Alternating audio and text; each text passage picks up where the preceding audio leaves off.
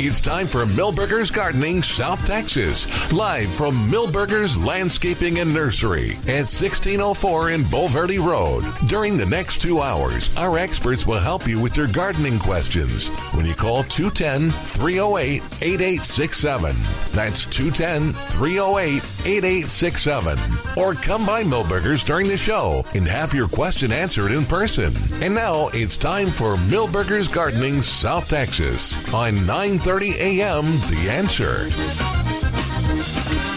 Good afternoon. Welcome back to another Sunday edition of Milberger's Gardening South Texas on 9:30 a.m. The Answer. I am Alex Escobar here with Dr. Calvin Finch and Mark Peterson. Bright, beautiful sunny day. We had a lot more rain than we expected yesterday after the show ended. In our Oh, did you? Where? In our neighborhood, right there near downtown. How much did you get? I don't know. Pretty good amount. Yeah, I'll say that. It rained after the show on my way downtown back home, and then I was putzing around in the living room, and I heard all this thunder and some more downpours. So we got some extra rain downtown. Well, by the time I got out to the medical center area, it quit raining. Mm-hmm. But it looked like we had about 0.2 of an inch or so. So we'll take it. Yeah. We'll take what we can get. Yeah, anything that's approximately 1/4 inch is good. That stays into the ground. That moves into the ground and doesn't run off. And with a lot of the deciduous trees have dropped their leaves and the perennials have dropped, so a lot more of the rain, even when it's a small amount, has been able to hit the soil, penetrate the soil. Whereas in the middle of summer, when the foliage is thick on the plants, and then it intercepts a lot and it evaporates out again. There's not a lot of mulch out there either. No. But like I teased yesterday. Oh, wow. So there's some more of that salvia. Yeah. So we have lots of salvia going on here. Which salvia was it? Was it Misty Spires? Or? Yeah, it's called Mystic. Mystic Spires. Yeah. But there's a newer one that I think is Misty something. So, but that one said Mystic Spires. Yeah. And that's a cross between the Indigo Spires and our native Mealy Blue Sage. So it looks beautiful. A handsome plant. Oh yeah, beautiful. And blue the butterflies. Well, I was over there. There was only about 10 plants, but there were the red admiral, and then the one that looks like a black swallowtail. And we have some Salvia coccinea, that is also known as tropical or AKA scarlet sage. And we like that one a lot because that handles the shade, the partial shade, better than most. And the pollinators love it, and it has a long bloom. It surprised me that it's blooming right now because we expect it to be blooming into the fall and into the winter. Yeah, I think it came from a nice warm greenhouse. Yeah, you're probably right. But it'll keep blooming. Yeah, it's a good one. Yeah. And it adds a little color to the more shaded areas. And most of the time, we're looking for various shades of green or textures in the shade garden, and that's a nice red one. And always, when I talk about 12 months of color, it's always one that I include because of its long bloom period and its drought tolerance and the fact that it reseeds. I think is it a perennial as well? Yeah, it's a perennial. Yeah. It's in the perennial section. So yesterday I left the show with the tease that the Mexican white oaks, a.k.a. Monterey oaks, a.k.a. Mexican live oaks, are going to be losing their leaves within the next 2 weeks, historically. And they've already lost a lot of leaves in my neighborhood. So if you see how suddenly green leaves or semi-brown leaves falling all over the place is probably from your Monterey oak. What about the live oaks are dropping some leaves too? That's gonna, they're starting to do it, but traditionally they do it the middle of March. So first come the Monterey oaks, and then the live oaks. And I know people are saying, well, they're evergreen. Why are they dropping their leaves? That's the whole point of me talking about it. Yeah, they're evergreen. No, they're actually classified as a semi-evergreen. Well, but evergreens lose their needles too. So, well, the good news is that their leaves always seem to be back in about 2 or 3 weeks. Yeah. So they do drop them every year, but they put them on really quick. You don't even notice. It's a quick turnaround on the leaves. I guess growing. Okay. In fact, for example, on the Monterey oaks, they're pretty much the new buds are almost right there. They're pushing the old ones off. The old leaves.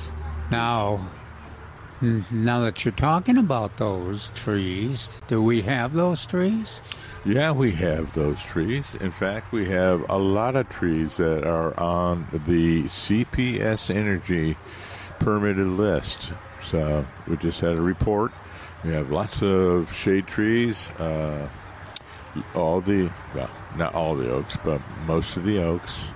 And crepe myrtles were mentioned, and they're also on the shade tree list. How about an aqua?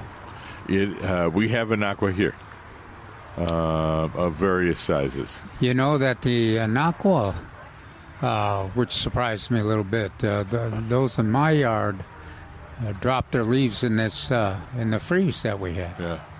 So I expect they'll have the leaves back, just like the live oaks we talked about, and the Mexican live oaks. That pretty quick the leaves will be back, but they did drop them, and we generally call them evergreen. They don't necessarily lose their leaves every year, but it was cold enough that they seem to. And I guess even they, as drought tolerant as they are, they were under a bit of stress, I think, with their leaves turn a beautiful maroon color. But by the way, when I was walking through looking for the roses that were on sale, we still have Aleppo pines and Italian stone pines available. So they had a little section of them separated off. And they're still available. You can plant your living Christmas tree right now. Now's a good time. And what, now that you brought up those roses, what kind were they that are available? Mostly the Metabolus. There were some antique roses that I was not familiar with, but there was also some Metabolus that we like. I didn't go through every single one, so there may be some hidden ones in there, like Carefree Beauty and Miss Dudley Cross. I know there were those two earlier, but Martha Gonzalez and Metabolus were the ones I saw most of. Well, to describe for the listeners, describe the Metabolus. That's really one that we spent a lot of time describing yesterday, because it fit into my idea of a good compromise for a plant that can make a yard look pretty manicured, but also is a good habitat plant for wildlife. Yeah, so the Metabolus is one of the larger roses, shrub roses. You asked me about the color, so I looked it up. So it's a dark pink that changes to a light yellow, or maybe even a cream color in the very end. So it is a beautiful flower in that regards. And some years it'll bloom for 9 months, and even stressful years or challenging years, it'll bloom for 6 or 7 months, and it grows I've seen them 12 feet tall and 8 feet wide. Yeah. And 12 feet long. They're not disorderly. They look disciplined, and they're pretty compact. And you can, with a little light pruning, you can make them look very manageable and very restrained. Almost. They make some of the places I saw them. They were used as a kind of a hedge. to block a view. Yeah, a little privacy they worked hedge. at that. So if you're tired of green for your privacy hedge and you want something else, look to the Metabolist rose. And just to remind you, it's one of those tough, either tough modern rose or an antique rose. Mm-hmm. But I think that it is a antique, that particular one. Which means it's drought tolerant and doesn't need much pruning and not on a tight schedule. And it also is pretty free of pests. Diseases and insects don't seem to bother it much.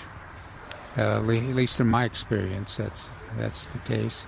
Well, I think a lot of people's experience, because they're always identified as one of the what do they call those, the roses that are on that list? That so the earth kind is my go-to earth list. Kind, yeah, that's right. That's my quick. If I need to look for something up, I could go just type in earth kind roses, and I get something. But that's not the entire list that you and I like. So there are others that are tough roses that not necessarily on the earth kind list. For instance, Mrs. Douglas Cross. Yeah. Grandma's Yellow. That's the other one, yeah. And in fact, mine were blooming up until the freeze arrived.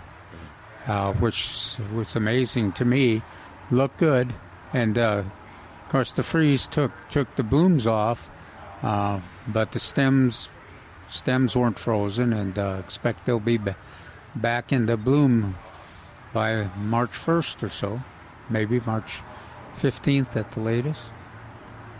So it's a worthy one. Now we have another topic. We better remind everybody, Alex, that we've got the rodeo tomato classes. Both the class here, which is next Saturday at 10:30 a.m. We've got over 40 people registered. We've committed to provide 40 potted pull big rodeo tomatoes.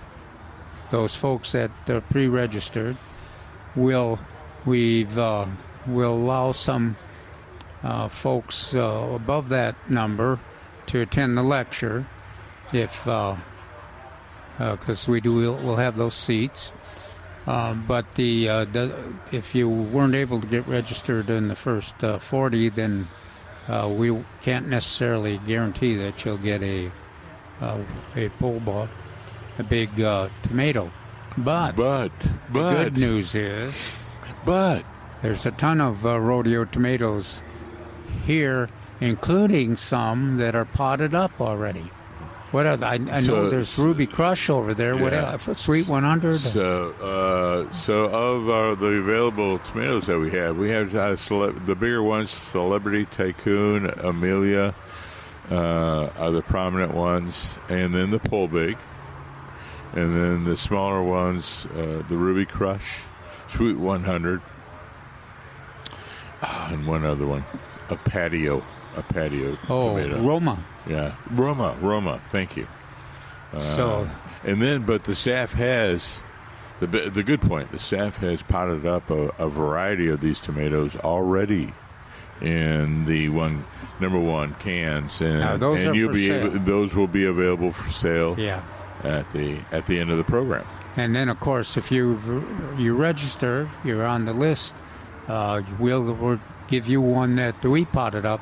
We'll also demonstrate in the class what we go through or went through to pot up tomatoes, so that you can do more of them if you want. The whole idea is that it's too early to plant the tomatoes in the garden or in your permanent containers, and so you pot them up so that you can put them in the sun, out of the wind, and if necessary, if the temperatures get below 40, you can take them into shelter, heated shelter, until the temperatures go back up.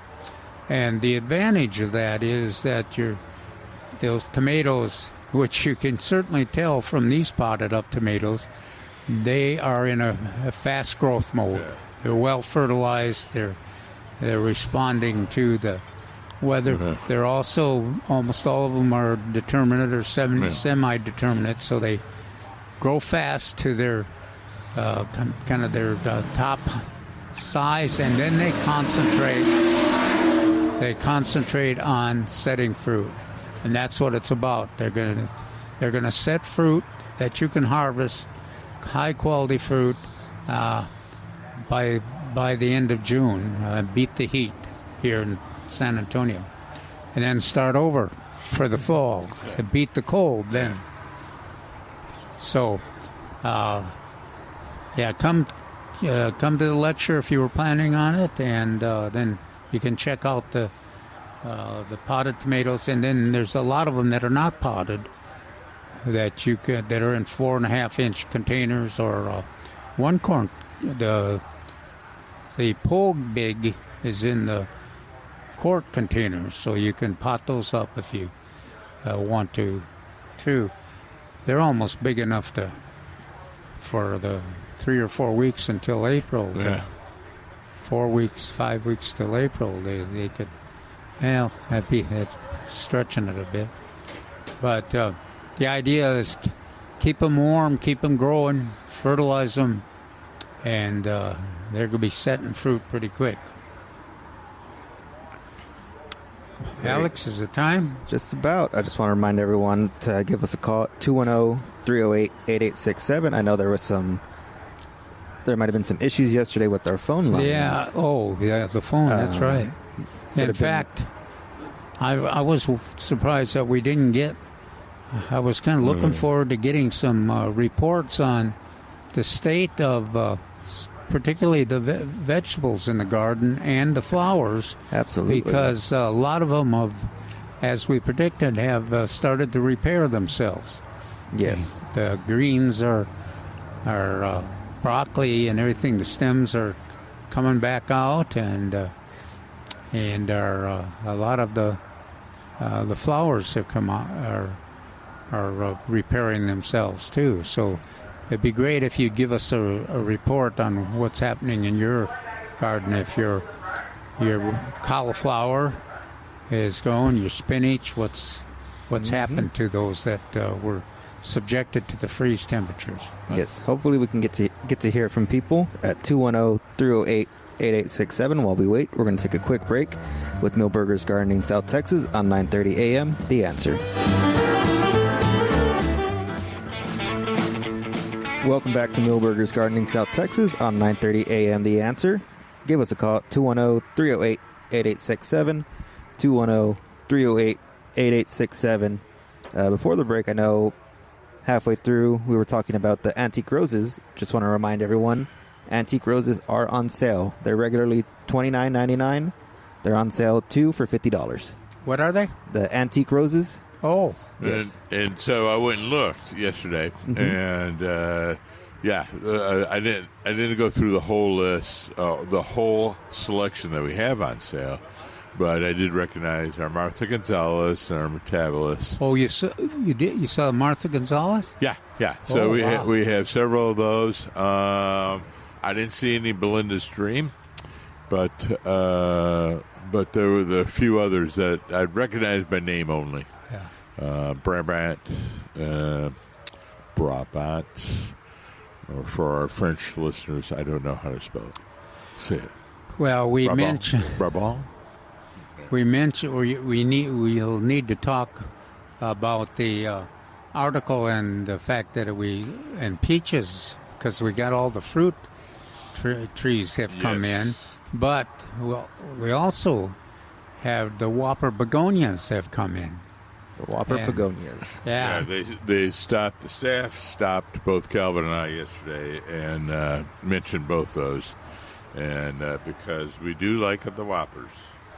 They loaded me up with the Whoppers because I really like them, and it's been hard to get them this year. So, and they're a shade lover, and they're the one of the summer plants, but they do a pretty good job. They got a pretty good job of tolerating cold. I mean, we talked about the tomatoes that are potting up. We're potting up tomatoes so that we can avoid the 40-degree weather. Our Whopper begonias and even our smaller begonias are. The 40-degree doesn't faze them much.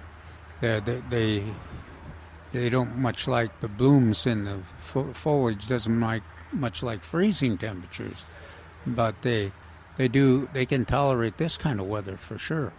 So if you miss the Whoppers, they're here, and they're there's let's see, two colors of leaves, I believe, two different.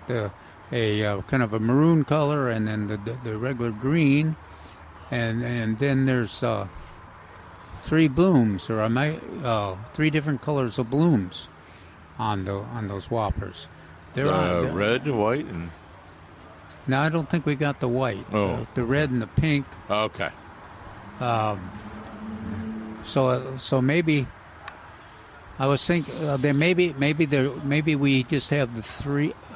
I got 9 of them, so I got 3 of each selection, variety. So we still have some available. We still have some available. Please come during the week before Calvin picks them up. Before Calvin gets back next week. Yeah, the staff really knows how to handle me. They kind of called me and said, I don't know if you're interested or not, but there's Whoppers there, and there's 3 different selections. Should we set aside any for you? Or should we set aside 6? And I, of course, added. There you go. That's what they show. We set aside a certain amount. Now I'm looking for, of course, primulas if they showed up, but I don't expect that they will. I still need some because I have a perfect spot for the primula. I do too. That the other thing, when do we expect the pentas? Probably not till the end of March. Oh yeah. But there are things that come in a little early, which surprised me. So, for instance, we have a few jalapenos out there, or peppers. Not necessarily jalapenos, but some Anaheims out there, and California wonderful. So pepper's a little early. So I'm always surprised at what will show up here. Yeah, it wouldn't hurt to pot up those peppers either. Yeah, no, they enjoy being potted up, just like the tomatoes do. And they do a great. Well, we'll talk about at the classes. The potting up tomato classes. We'll talk about the growing tomatoes and peppers in containers. Both of them do a great job in containers, and peppers are really hard to beat for appearance and performance in terms of producing, especially in the hot. Yeah. They love the hot weather, and now this kind of weather is not their favorite weather, but they don't grow. We worry less about them hardening off because their best season isn't until later. They just start flexing their muscles in June when the tomatoes are ready to move out. Oh yeah, we just can just think ahead. Peppers and what's my favorite? Purple. Jalapeno. No, the purple plant. Italian. That purple plant. Oh. You make I don't know. Parmesan out of it. I don't know. It's getting hard when you get old. Okra is also a very big summer plant. Now we got lots of okra seed. Oh, did I hit? Yeah, but don't plant that yet. No. But I was just imagining what when we have peppers here, what in the future we'll be able to do. Yeah. Now, what you can plant by seed now is those peas. Yeah. Both the sweet peas, you want to get them in quick so that they start growing and blooming. But then the eating peas too. Those that you can eat the pods. They're wonderful. Yeah, right now. Oh, and then I also checked on potatoes. We still have potatoes, and we still have some onion bunches left. It's getting a little late, but not too late. Yeah. So we're out of the the yellow Yukon Golds. Yeah. But we still have red Lesotho and red Pontiac and the Kennebec. Which is and then Mark mentioned that it's you want to get them in the ground. Now mine have just started coming out, emerging. The stems have just started emerging. You'll love those seed potatoes. They're high quality seed potatoes, but. Generally, I plant them in a trench, try to have it a foot deep, and then I cover with about 3 inches of soil until the stems emerge, and then I put more soil in there. If your raised bed does not have a foot of available soil, one other way to do it is just to mound up over the top. And that works, and you can just borrow the soil from the areas from the side. Yeah. But, and then you can start harvesting when they start blooming. So you get nothing beats those new potatoes. So loaded with butter and lots of butter. And then we used to emphasize.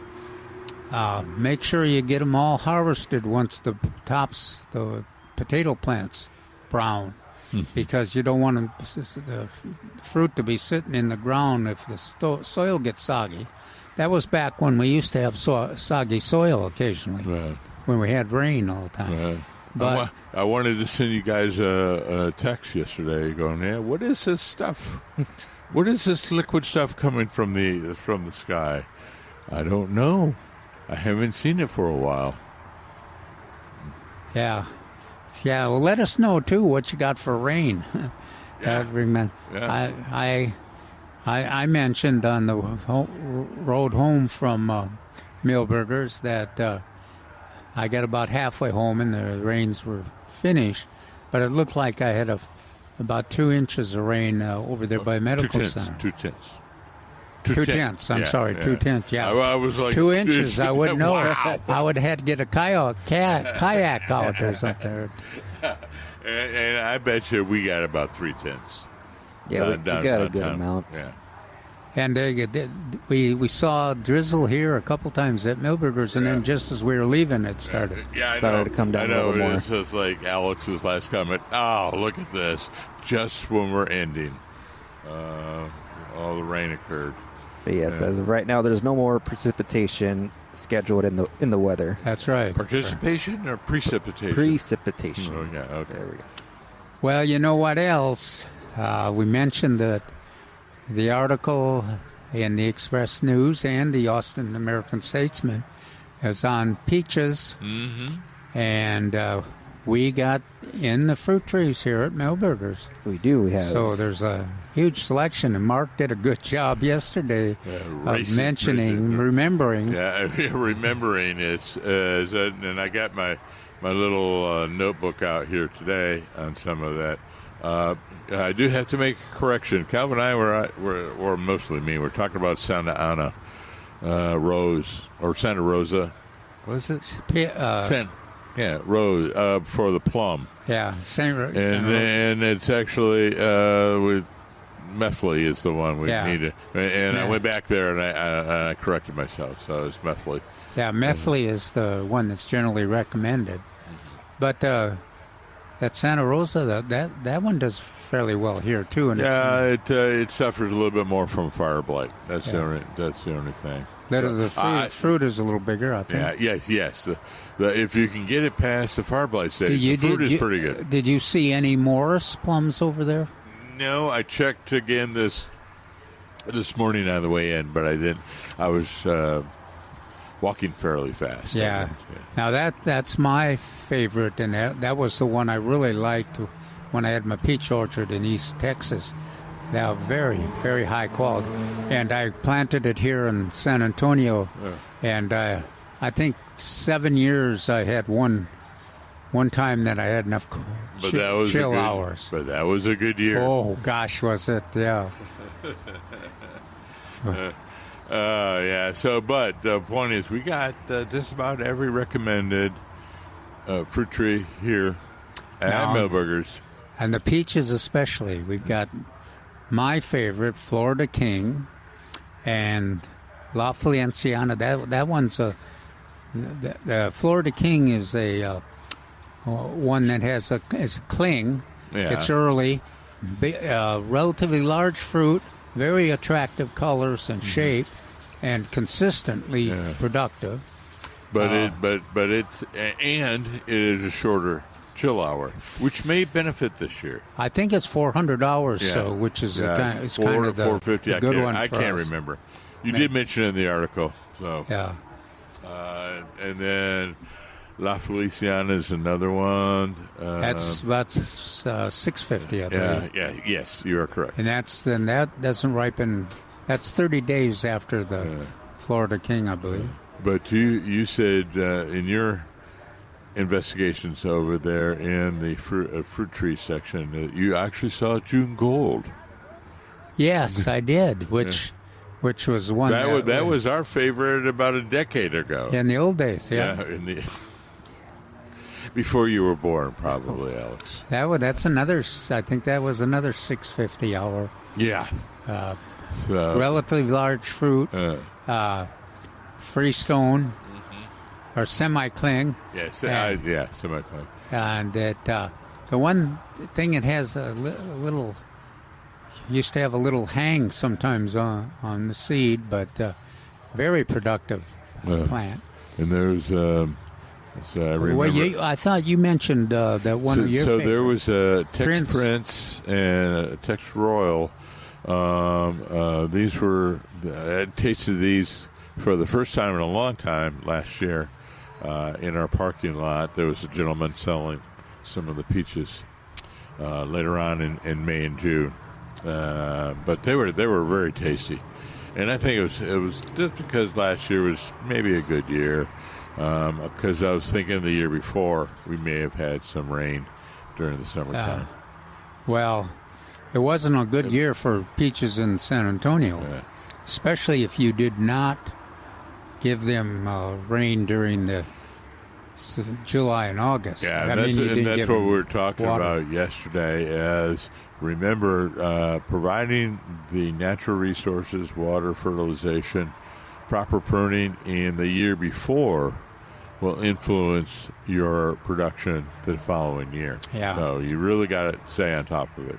If you got typical San Antonio area soil, then you want to plant them in raised beds, and you want drip irrigation, and you want to keep in mind that you've got to keep them on a regular schedule in terms of watering. They also are one of those plants that needs regular pest control program. Once they start blooming, we generally recommend that you spray a combination of a fungicide and a insecticide. Malathion, I've always had great luck with malathion, or if you could get 7 in the old days. some 7 formulas still exist. It was a liquid. There's a powder and a liquid form of 7. I like 7, but I also like malathion. I thought that was a very good one. Yeah. And we mentioned gummosis, bark canker, but we didn't mention what we use for that, and that's a copper-based fungicide. Yeah. Or bactericide. But copper. That is one that we apply. That's another thing you got to remember. We about November 1st. You apply. Yeah, it's a fall product. It's not just bacterial canker that it addresses. Well, it doesn't address it perfectly. It helps. It's there's other bacterial problems that the spray there that you use there. It'll also knock the leaves off, the rest of the leaves off, and makes it easier for you to control the insects that. We have a couple. The ones that suck the juices the stink bug. It helps you with the stink bugs, and then also flathead borers. Sometimes the copper. How about though? But on the in the wintertime, we generally spray for the insects that are white on the stems. I'm at a loss here. I can't think. Oh, they're just you almost have to scrape them off. They're like a paste. Oh, the scale. Yes. Scale. Yeah. Scale So and we do a combination of stuff on that as well. Yeah. So, peaches are not easy. You gotta get the right chill hours, and then you need a soil, and even at best, you're probably looking at 10 years life, 10 to 15 years life. If you're in the hill country, you got a little bit more of a chance because you got more acidic soil, and you also have better chill, more cool weather, and quite often you have, if you pick the right place to plant them, you've got some more soil there too. So they do much better in the hill country, and that's where those peaches Mark mentioned. That they're coming out of Fredericksburg, I think. Pretty sure, or Stonewall. But anyway, we've got a great selection of peaches here at Milberger's. All kinds of fruits. We do, and let us know if anyone out there is growing peach trees and see how they've done. Give us a call at 210-308-8867. We're going to be right back with Milberger's Gardening South Texas on 9:30 a.m. The Answer.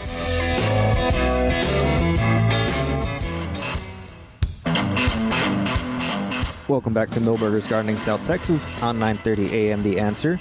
Give us a call at 210-308-8867. 210-308-8867.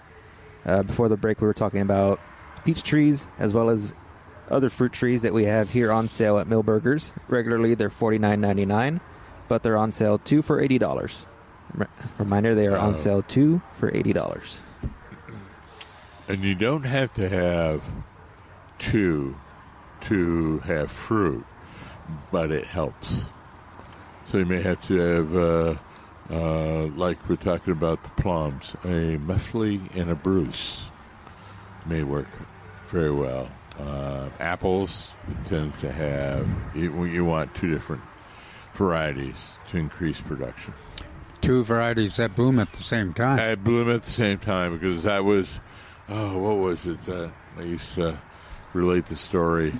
Jerry used to tell me about, we'd recommend 2 different ones. It was an Einsteiner and some, maybe, I don't think it was the Anna. For years, years, and it turns out they weren't even. They kept blooming at different times, so it was useless. But find 2 that bloom at the same time. I think it used to be Anna and Einsheimer that we would recommend, but now I can't remember. Something tells me in the back of my mind that that was the one example, or maybe it was Molly's, and something else. Molly's Delicious. I'll have to do the check. We'll have to check on that. But well, we've got 4 or 5 different. yeah, we varieties. got for as far as the apples are concerned, we have several different varieties. Now, apples pose their own challenge growing here. They're in my experience, they're tougher than peaches. Yeah. So you have to find the right chilling hour variety. You have to definitely have a raised bed because they are susceptible to cotton root rot. And you need to modify the soil. And the best way to modify the soil is through a raised bed. Now, pears are a little easier if you're content with kefir. Kefir, which is a crispy pear, but very productive and long-lived. They do real well. Give them a lot of space; they'll take it if you grow them. And let's see, what other selections do we? So I was Warren, so pleased that I remembered it from memory. I have it here, right here. But Ayers, Warren. Yeah. Now, if anybody has kefir had successful with Warren, let me know. It's always been recommended, but I grew it for like 7 years and never had it produce any fruit. So I'd love to hear somebody that has grown it. Another one is a Monterey. A Monterey, yeah. Monterey. Yeah. That was the other one I was trying to remember yesterday. But if you want the easiest fruit to grow, you want production. Yeah. And figs. Right. Figs are and we have our recommended ones here. My favorite, Celeste, we have here. It's here. So Celeste Alma, Texas Everbearing, we have them here. And then, of course, blackberries. Lots of different blackberries. We have figs and blackberries on sale this week. We do? Yes, figs are starting at $39.99. And blackberries, regularly they're $29.99, but they're on sale 2 for $50. Wow. I wonder if I have to go check again. That our recommendations of Brazos, Kiowa? Kiowa, yes. Yeah. Kiowa's Kiowa. supposed to be a little sweeter. Yeah. Natchez is the thornless one. Yeah, now, if anybody has had great luck with the ones without the thorns, now my experience with them was... I was going to say, it's a leading question. Yeah. That's why I did that. My experience was that they have a tendency each year to get a little later, the ones without the thorns, and then that can be a problem. But if you've had, for instance, Natchez, and you've had great luck with it for 5 or 6 years, let us know, because that'd certainly be easier to grow if you had a thornless blackberry, because one of the keys to blackberry production is that you have to remove the old stems after you harvest the fruit each year, so that the new stems can move in and replace it, because they're the ones that have the fruit the next year. And what would those old stems have in abundance? What would they have? Yeah, on them. Thorns? Yes. Thorns. They'd have a tremendous amount of thorns. And so the idea was maybe we can get a thornless variety. Both Calvin and I's opinion is, I don't think they've quite got it down yet.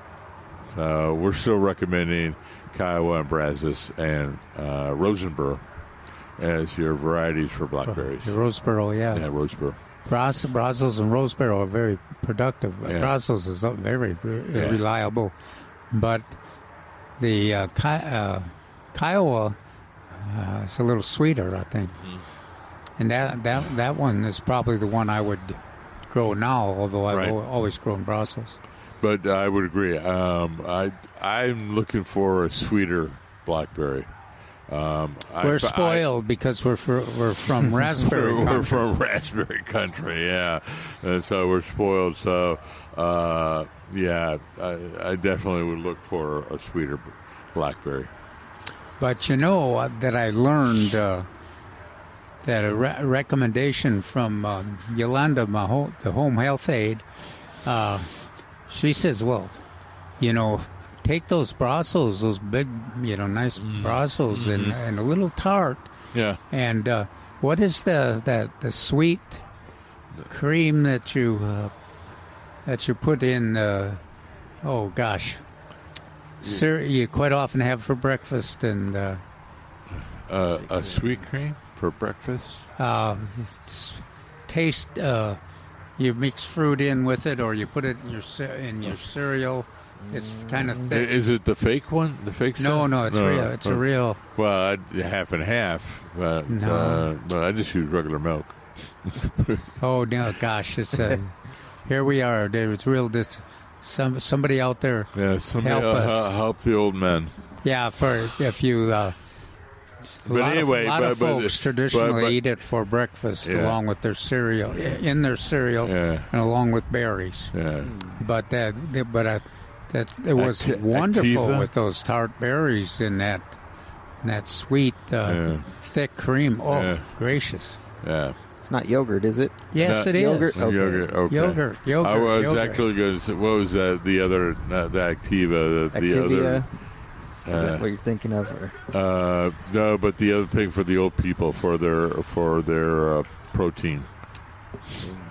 I was thinking about that as well.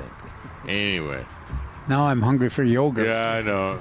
I love yogurt. Now I love Greek yogurt, and the funny thing about Greek yogurt is it's just regular yogurt with the water taken out of it, pretty much. I hate to disappoint everybody out there. Well, aside from blackberries, we also have strawberries on sale. They're regularly $3.99, but they're on sale for $12. Now, we don't have strawberries themselves. No. We have strawberry plants. So you can grow your own strawberries. And it would be a good time to do that. I like to do that in a raised container of some type because they will produce strawberries very quickly if given the right moisture and weather conditions. But the snails and slugs like them, so you like to keep them upright and then maybe get a little bait. If you got grandchildren or neighbor kids, that's kids, the best thing. Strawberries are kind of one of the fun plants. The other one that kids respond to are those. The peas that you can eat. The little edible peas like the sugar snaps. And snow peas. Nothing better than to have the kids there chew. They said they're healthy and they're easy to grow and very tasty. Now I'm a little hungry for the snow peas too. Yeah. I love snow peas. I do too. Mine never made it to the house. Every time I got near the trellis, I would harvest them and eat them right there.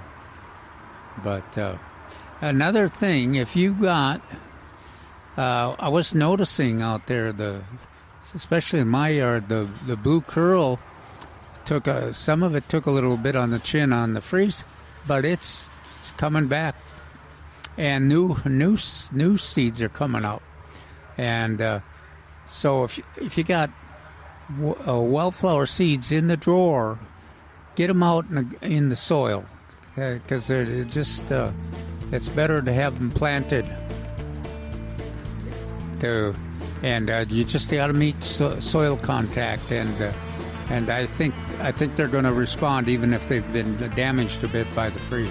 Absolutely. And we love to hear from people out there. Give us a call at 210-308-8867. We're going to be right back with Millburgers Gardening South Texas on 9:30 a.m. The Answer.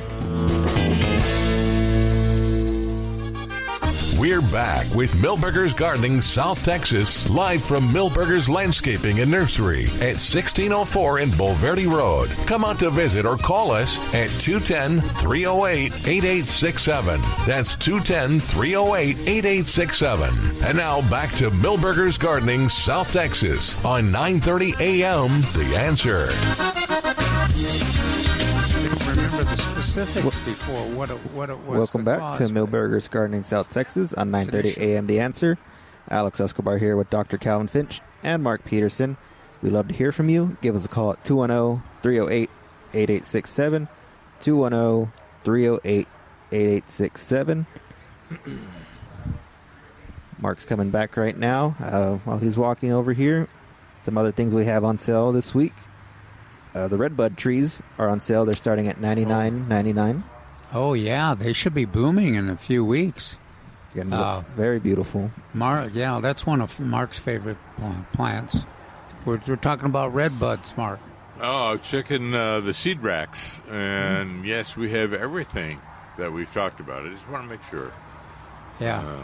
What's that mean? What does that mean? Well, I was, yes, we have 2 or 3, or maybe more, racks of all the different kinds of peas, sugar peas, Blue Lake, Kentucky Wonder, my green beans, sugar snaps, snow peas, all the kind of seeds that we have. Did you see any the flowers, sweet peas?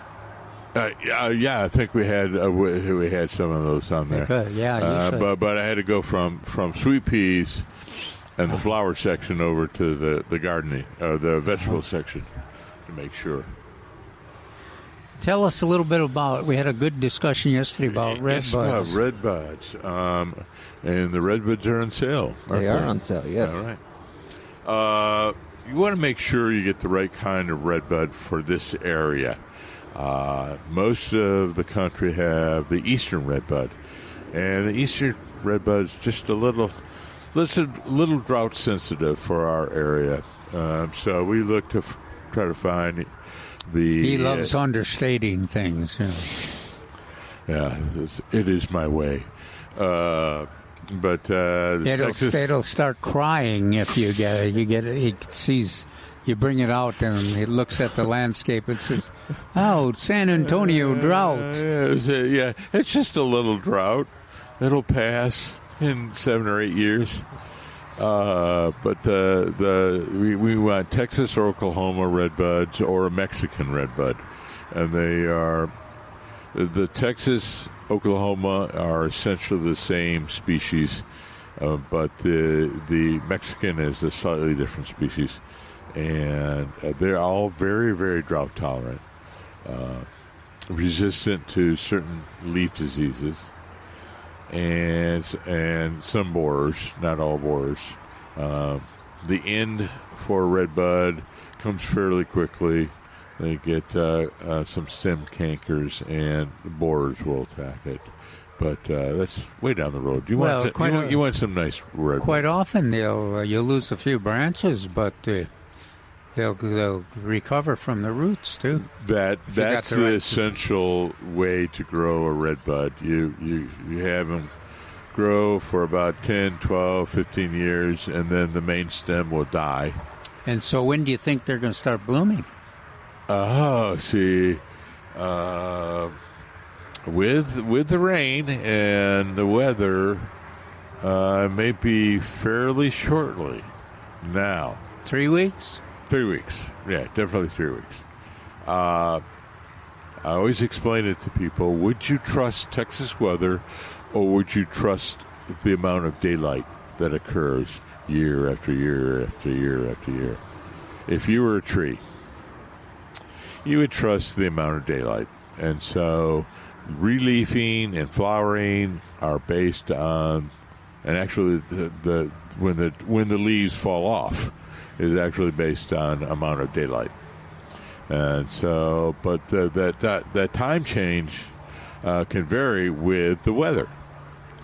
And it may be a little early this year with the warmer weather, and now that we've got a little rain, a little bit more would help.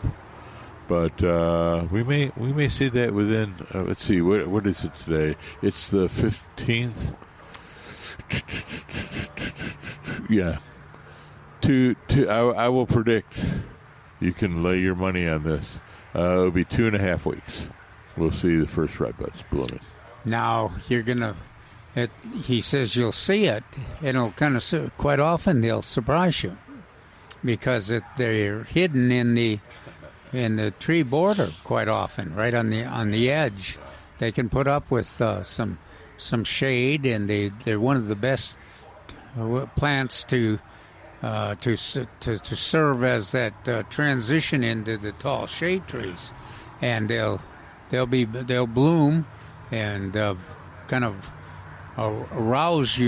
stimulate your feeling about gardening and plants in the spring, because one of the first things to show some bloom and the shade, and then they kind of disappear again into the what we call wildlife management, we call it the edge. So it's where you have these understory trees coming up, and it's denser in the springtime. But right now, when the leaves are off, we can see these early blooming species like Mexican buckeye and Texas redbud and Mexican plum. We talked about that yesterday. And some other little plum species that we have up in the hill country. That all of a sudden you start seeing them, and you never saw them before. And then, like Calvin says, they disappear again, and you don't know where they are, but they're in there. And all those are great plants for being attractive and contributing to the solidity of your landscape. But also, they're great wildlife plants. Right. They besides producing some food for the birds, or nectar for pollinators and butterflies and hummingbirds. They also make great nesting sites. Mexican plum, redbud is kind of open. Yeah. But usually where it's located, it's not surprising to show with a cardinal's nest to show up there. Here's a great one that people never realize. If you're in Brackenridge Park in the next couple of weeks, you're going to start seeing all these white blooms on these very small trees. That's Texas hawthorn, and you'll never see it in the nursery trade. But you'll see it in the springtime in parks like Brackenridge or some of the San Antonio River Authority properties that you'll see hawthorn. But then after the flowers stop and the leaves start coming on, you won't be able to find it again. But it's one of those species that I mentioned, that you just mentioned, about having a nice nesting. Oh, yeah, because they do have thorns on them. It does. You mean it does not reach out and tell you it's there by sticking you with its thorns? Well, sometimes it does. Uh-huh. It is a hawthorn. So, but not many hawthorns like our soil. Yeah. And so it's always kind of rare lovers, to find. Yeah. So it does is it have a unusual. fruit? A small one. Uh-huh. Yeah, very small one. I'll bet the birds like that. So you think of like crab apples. So we always consider crab apples and hawthorns in the same kind of group. If you've ever grew up or have lived a period of time up in the Midwest and on the East Coast, you know that how we use crepe myrtles, that's how everybody uses hawthorns and crab apples. Did you feature them in your Go Grow? No, not now. I featured a lot of these. I went to Walker Ranch and looked that one up. That Go Gardening video is now on YouTube, and so you go gardening on the YouTube, and you say Walker Ranch, and that one will come up. What I did was specifically for those types of of tree species. So they have, at Walker Ranch, they have a lot of true buckeyes, the palmately shaped ones with the leaf. They have, looks like a palm. That's why it's called palmately. And then they have Mexican buckeye and some of the catcall acacias, and I'm trying to think if they did have a Texas hawthorn. I know we did some of the Eve's necklace, and that's also one of those understory type ones that will have a pink flower. It's a cousin to the mountain laurel, but it's deciduous and it has a pink flower. So anyway, there's a lot of species that we have that you see for a couple months out of the year, and then you forget about them on that because they kind of disappear into the rest of the green leaves on that. So check them out, identify them, or take a picture of them and send them to us, or bring them by, and we'll try to identify them for you if you don't know what they are. You know, we talked about the peaches and the article in the Express News and the Austin American Statesman. I got a little email from somebody reminding me not to forget to tell folks about the good peach handbook. Yeah. And what is it called? We brought up the point that growing peaches is complex, but you can do it as long as you're pretty conscientious about it. I like that. The Texas Peach Handbook. And that would not be the Oklahoma, nor the Michigan Peach Handbook. Texas Peach Handbook by Jim Comas and Larry Stein. And they're two professors from the Texas Agriculture Extension Service. What do we call them? AgriLife Extension now. It's a good book. Very, it does a good job of covering backyard peaches as well as some commercial peaches if you're interested too. Good photos, and we mentioned, especially yesterday, we talked a lot about pruning. There's some good information in there about pruning peach trees, and it's very important to do that with peach trees. You want to keep that middle open. You want air movement through there. You want the sun to be able to penetrate so that fruit can ripen. And also the open plant, the open shape allows you to spray control, and it passes much better. So that information about pruning's in there. You can also go to, there's quite a bit of information on the internet on growing peaches and pruning peaches. And you might have other publications too, and books that show you about how to prune. It's amazing how much how much wood you take off of a peach tree. Well, yeah, and a lot of people are horrified when you get done trying to show them how to do that. They're you eliminate about 60% of the tree on that. Well, you know, and I mentioned this yesterday. If you're a commercial peach grower, a lot of the insurance companies that you deal with insist that you bring them down to about 10 feet tall, so that you can reach the fruit on the top without a ladder. And so, in some cases, you know, it might be 8 foot tall, but it is because you're dealing with a lot of trees, and you're dealing with they're relatively close together, 20 feet, and you want to be going on a ladder is not the safest thing in the world either. So go ahead and get access to a Texas Peach Handbook.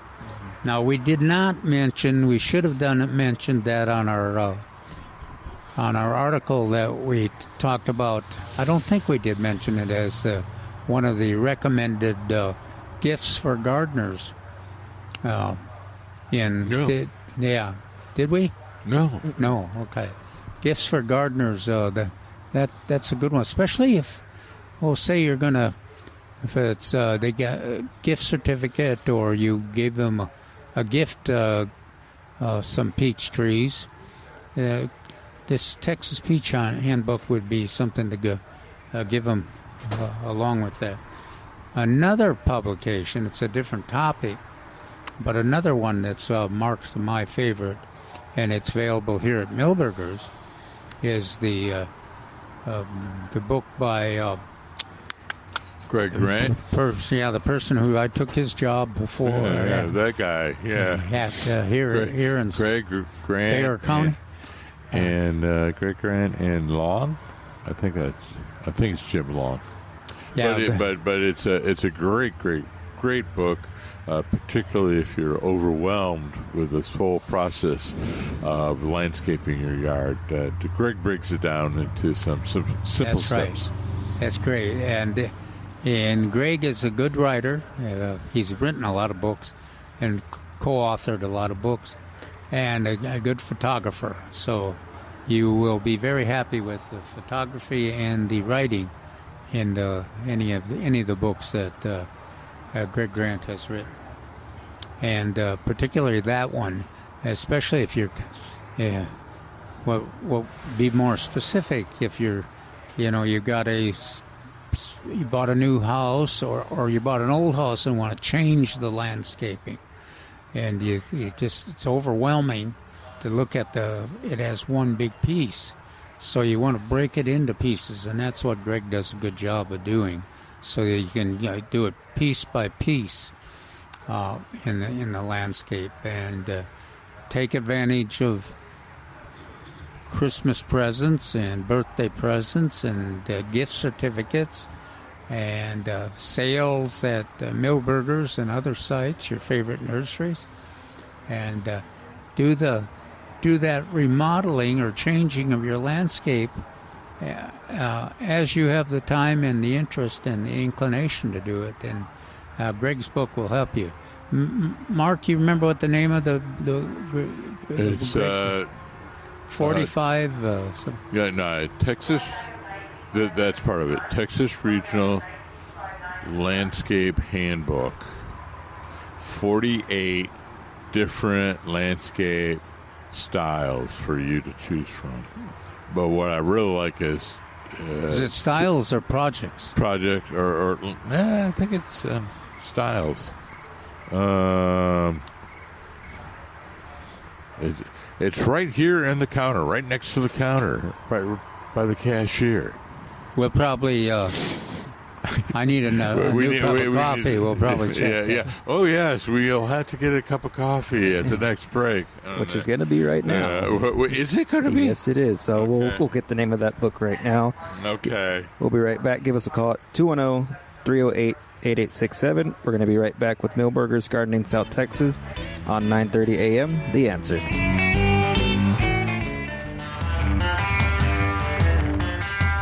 Welcome back to Milberger's Gardening South Texas on 9:30 a.m. The Answer. Give us a call at 210-308-8867, 210-308-8867. As a reminder, we have plenty of sales going on here at Milberger's this week. Antique roses on sale, regularly $29.99. They're on sale 2 for $50. We also have some Mexican heather, Kufia, I believe, is another name for them, or how it would be the other name for that. For Mexican heather. I'm just letting you hang out to dry. Oh, thank you. I appreciate it. Yeah, that's Kufia. Kufia, regularly $9.99. They're on sale for $6.88. Figs and we have lots of different Kufia here. Yes. There's several different varieties. Tell us about that salvia over there, Mark, the blue one that's so spectacular. Oh, that is a recent introduction. That's called Miss Expires. They have another one they introduced last year. I don't believe we have it here. But Mystic Spires is a cross between Indigo Spires, which and, was a kind of a wild, large one. Huge one, but it had beautiful flowers, color. And then our native Mealy blue sage. It wasn't I don't know why I got the name Mealy. It was a nice flower, but that was a cross between those two, and so it's more disciplined than the indigo. That's the look.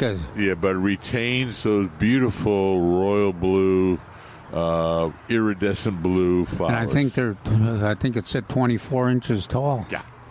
So instead of the 36 inches or more of the Indigo Spires, so the height is about 24 inches. Well, I was over there admiring it. There was the red admiral butterfly on it, and then the black swallowtail on it.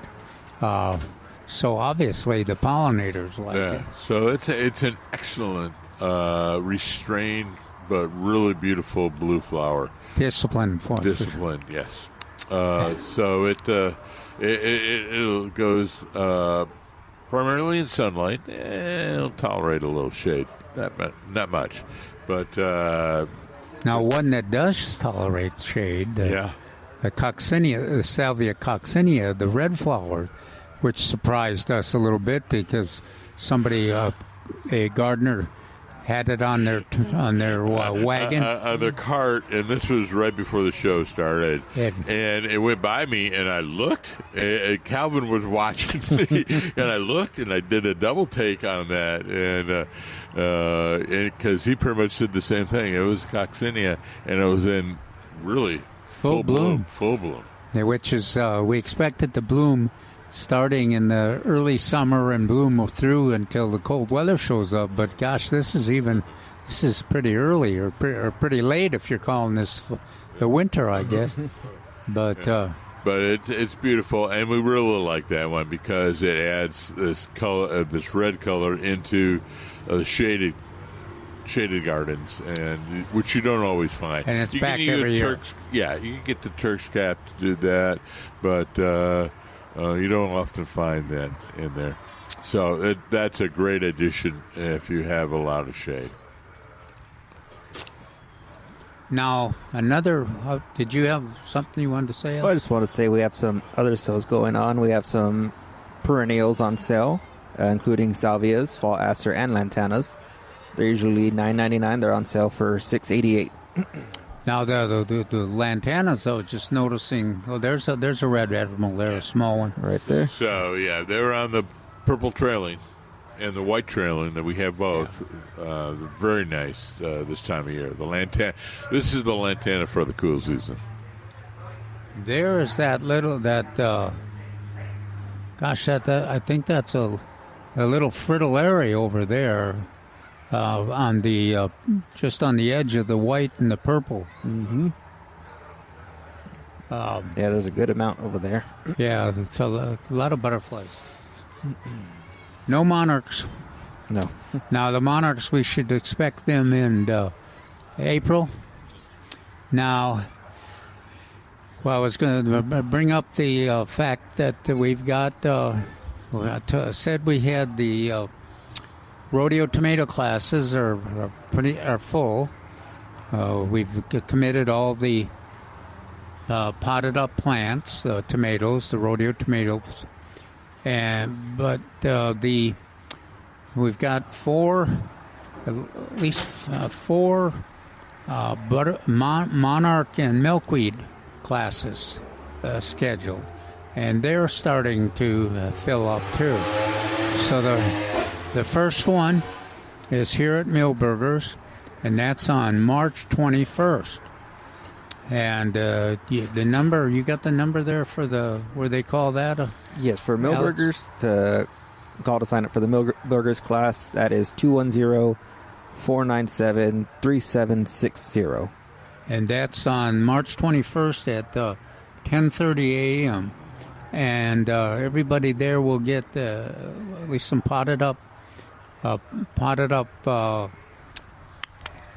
milkweed plants, And we're going to try to get you some stratified seed too, so that you get that, because the transplant has been the percentage of the milkweed that survives transplanting has been very low.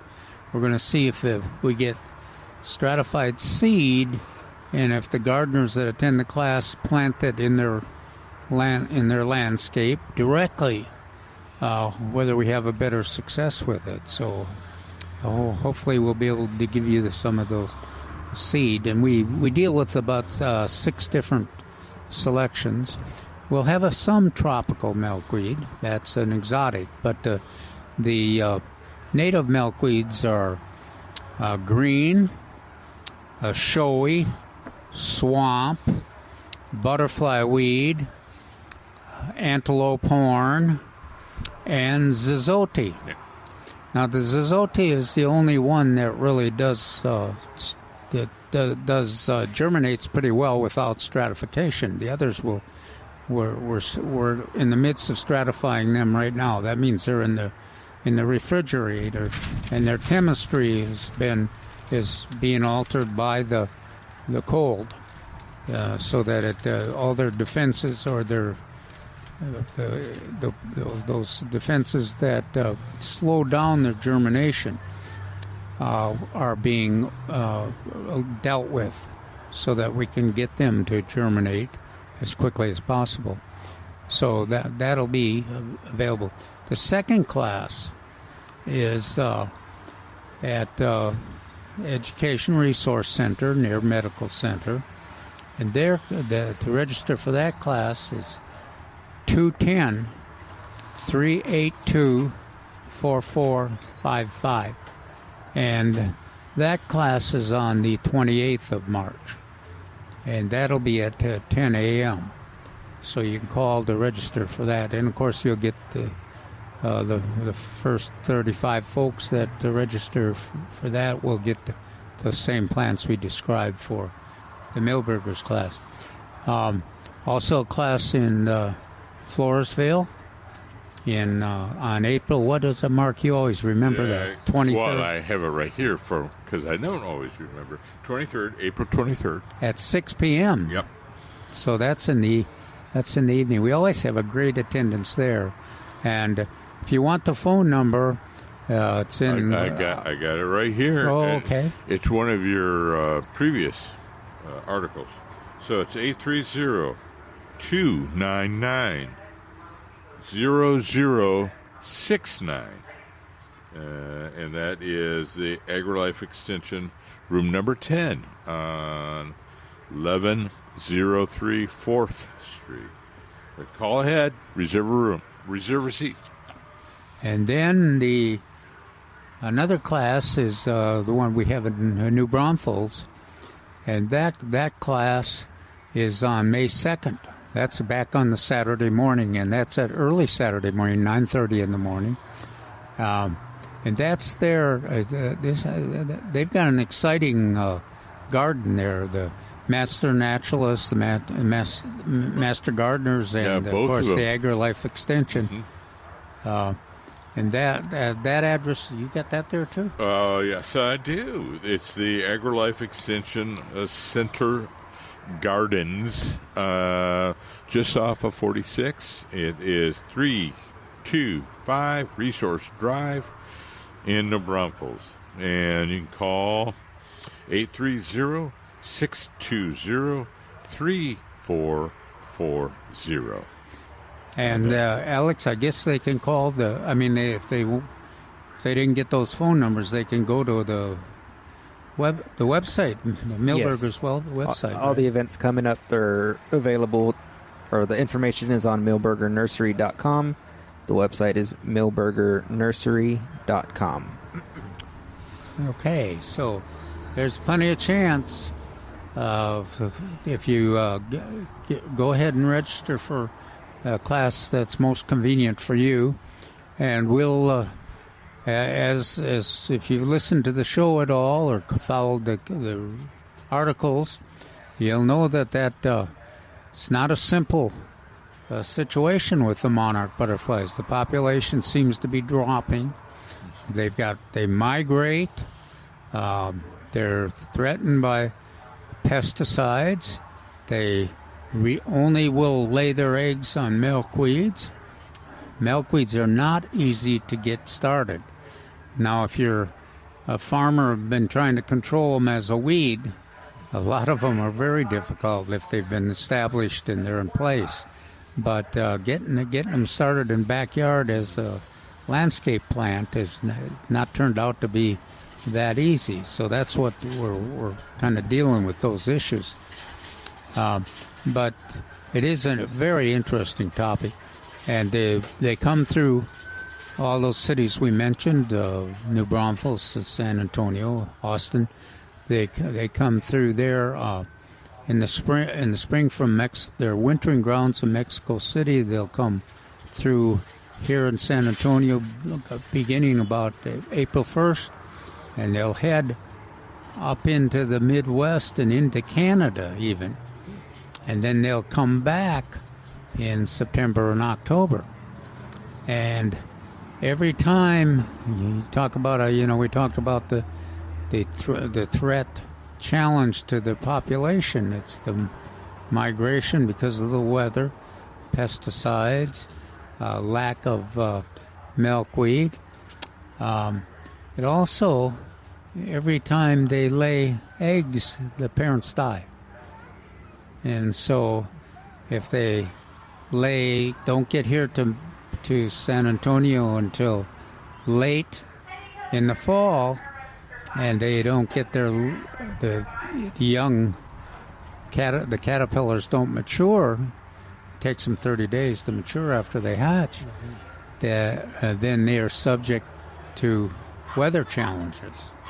So a really interesting topic, but also complex and challenging, and we certainly want you involved. We need help. We need people to use their gardening skills and their interest and get those milkweeds growing so that we can help protect that monarch population. So yeah, but on the positive side, I had a Facebook this morning saying there are positive reports out of Michoacan where the overwintering areas are, and they said it looks good, and it looks like there's been an increase in monarch population. So that'd be good. Great. That's great. Yeah. So the struggle continues, though. And for resources, you can go to the internet. There's a lot of information on the internet concerning the monarch situation, their population, their challenges. Some of the researchers, the results don't agree with each other. So that's always interesting. What? And two, now one of our PhDs don't agree with each other. Oh gosh, yeah. And then we also have here on this show we have interviewed some experts, including Monica Meckley. Meckley, yeah. And I meant to last week. I meant to look up her book. 2 books. Yeah, 2 books. I can remember the last one because I just finished it a few weeks ago. Plants with Purpose, 20 plants that should be in your garden is that purpose. But she had an earlier one talking about monarchs, and I can't remember if it's monarch migration. Yeah, I think that's right. And it's something. It's not challenged, but it's something related to that kind of. But I liked it because she has lots of different viewpoints among the experts, air quotes, experts. And a lot of different opinions, and she lays them all out, and it's very interesting, a very interesting read. And then we had a Wendy Williams that we interviewed earlier in the year. I can't remember her book, but the point of it is, those poor moths. There's about 3 times as many moths in the world as there are butterflies, and they just don't get their due. And I went. Some of yeah. them are even as beautiful as the monarchs. Yes, or even more so. If you've ever seen Of course, they're hanging Luna out moth, at night usually. Yeah. A Luna moth or a hawk's. What do you call it? Hawksbill moth? Hawk something moth. A huge moth. We're talking big as two hands. Yeah. So they're quite lovely. But I think that's I'll have to look it up for our listeners. I'll have to look up that book again. It's on my nightstand. You know what we didn't mention, Mark, was we had I don't know if you were here, Alex, when we were talking about the monarchs, the late migrants, and we were talking about the caterpillars that had hatched, and then it turned out that the wasps had devoured them, and one of our teachers that has sponsors and teaches young people at their elementary school about monarchs, and they have a garden, a butterfly garden, and they raise the caterpillars and try to protect them as they mature and everything. And she was relating how we were wondering why the monarchs were still here and still laying eggs. They should be headed down. Yeah. And she was telling about the monarch caterpillars, and then it wasn't. I think it was just a few days later we got the report that the wasps had invaded. And these were third and fifth graders, and it wiped out the whole population of heartbreaking. Monarchs. And but she was very philosophical about it, and like a true wonderful teacher, said. But they soon realized this was part of the natural development Cycle. and challenges of raising monarchs. Absolutely. Well, we got one more break before the end of our show. Hopefully we can get one call in, 210-308-8867. We'll be right back with Millburgers Gardening South Texas on 9:30 a.m. The Answer.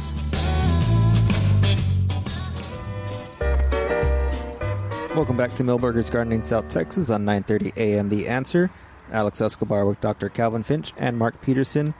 We were just told by Millburger staff that looks like our phone lines are still having some issues today. We apologize for all of those that were trying to call in this past weekend. We're trying to resolve this, and hopefully we can get things back to normal. Elle's going to be shouting from the window. What? So-and-so is on the line. Oh, okay. Yes, hopefully the lines will get back up and running. If so, the number is 210-308-8867. The number is 210-308-8867. Did you say they were back up? Not at the moment, but just for those listening now, if they want to give another shot, or I'll let everyone know once we get an update. All right. Try again. You know, another. I just saw a gardener here at the nursery that had a bunch of plants that I've really learned to appreciate. Those Pittosporum, common Pittosporum. Yeah. I really love them. I'm not a big fan of the variegated ones, but I really love the solid. I like colored. the full size ones. Yeah. Yeah. There was issues in the past with the dwarf variety, so they weren't very cold resistant or very strong overall. But I really love those standard ones. Yeah, Boy, even if there wasn't cold, even if there was cold, they came back. The blooms are beautiful, wonderful. They're attractive And fragrant. Wow. Wow. Fragrant, yeah. But that's wonderful. Yeah. That's an old-fashioned one, and that does best in the shade.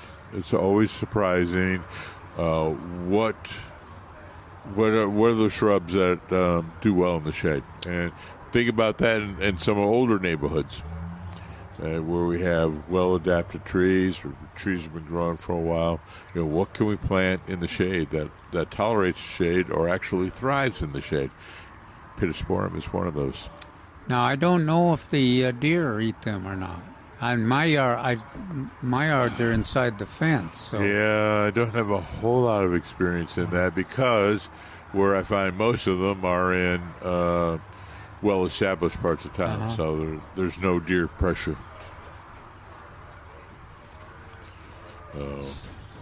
So that's another alternative for the shade and evergreen. Now, we do know that deer do not particularly prey on yopons.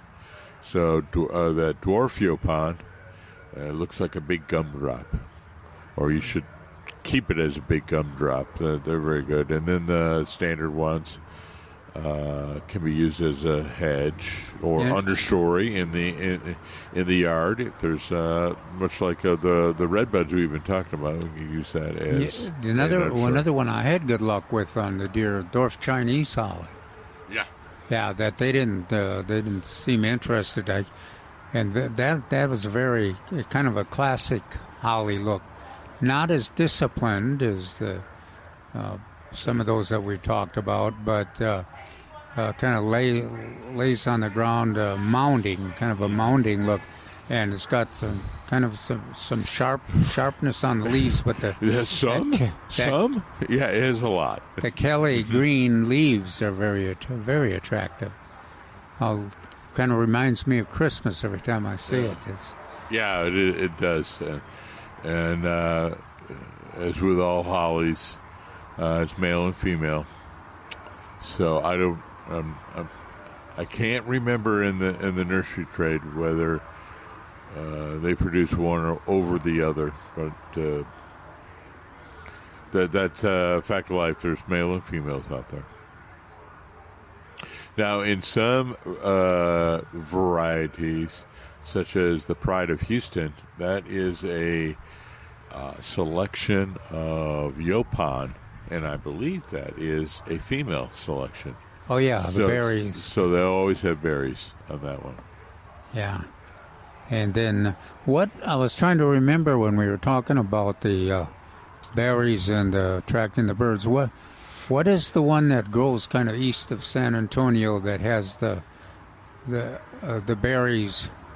It's not evergreen, and it has... that's a possum haw. Yeah. And you'll find that in a lot of the creek beds around this area, although you'll find it along a fence line, but primarily in the riparian areas. Yeah. And I just saw one in Austin. It just so happened, just to mention it, Austin this morning, I was looking at a photo, and it was full of berries, but it was a possum haw, or deciduous holly.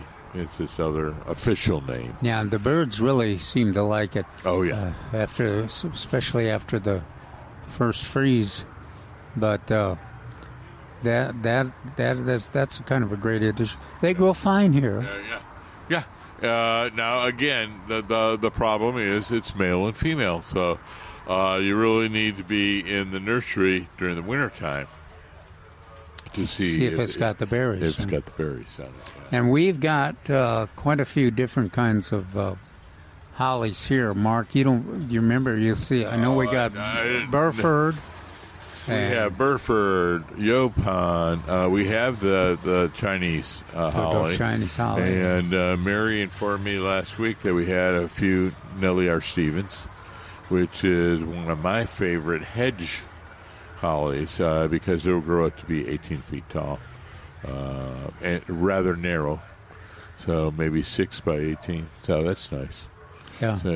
So but we have a wide selection. We have a greater number of what are called the newer hollies, the Asian hybrids, and these are very narrow. In fact, one is called Skyline, I guess, and another is Pencil. But just imagine that, a very, very thin holly branch that's going straight up. And so you can use them in some of these newer landscapes where you have a limited amount of room. So if you wanted a privacy edge, you can plant several of these hollies, and they'll do the job for you. I don't know why I was hurrying.